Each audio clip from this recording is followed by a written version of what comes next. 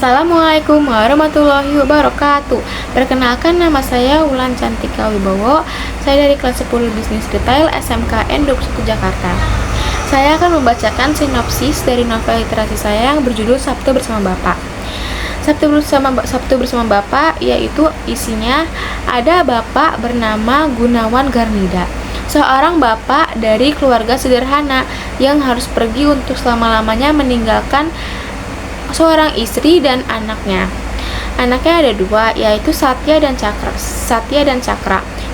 Gunawan Garnida meninggalkan warisan yang kelak akan menjadi bekal penting untuk istrinya dan kedua anaknya ketika telah tiada.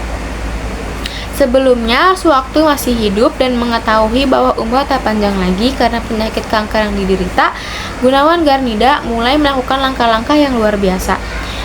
Hal yang kelak akan sangat berguna bagi istri dan kedua anaknya.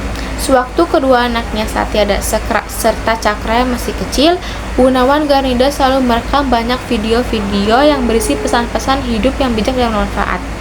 Gunawan Garnida paham betul, kelak rekaman tersebut akan sangat membantu kedua anaknya, meskipun sosok bapak telah tiada di antara mereka. Maka semenjak bapaknya meninggal, Satya dan Cakra selalu menonton video-video peninggalan bapaknya.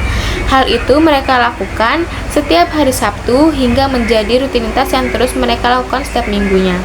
Keberadaan rekaman video tersebut mulai dirasakan pengaruhnya oleh Cakra dan Satya.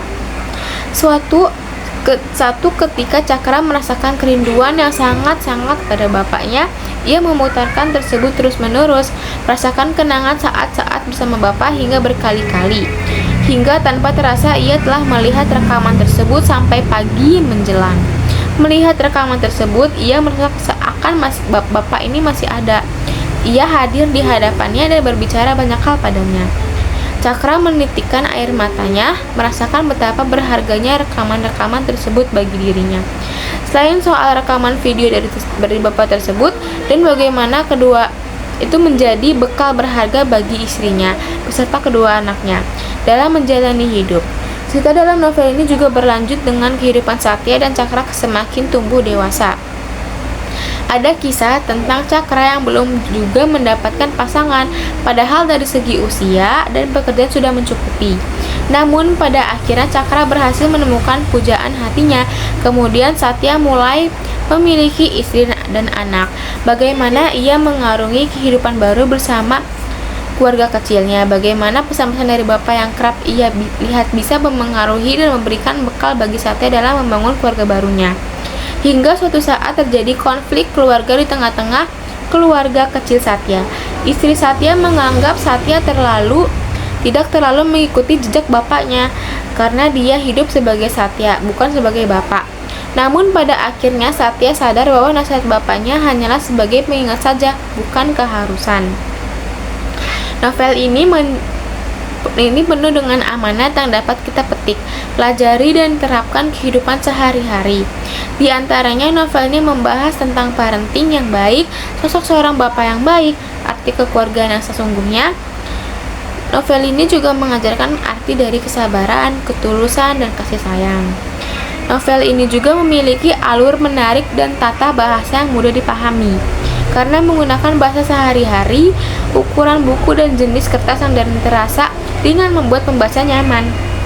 Desain sampul dan tata letak buku juga menarik membuat pembaca semakin betah membaca novel ini dengan berlama-lama.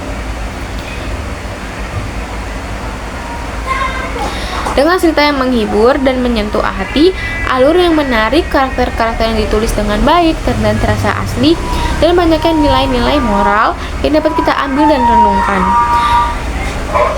Novel ini juga sangat direkomendasikan untuk kalangan para remaja untuk mengejar mimpinya dan orang-orang yang sudah dewasa atau berkeluarga. Cukup sekian sinopsis dari saya. Wassalamualaikum warahmatullahi wabarakatuh.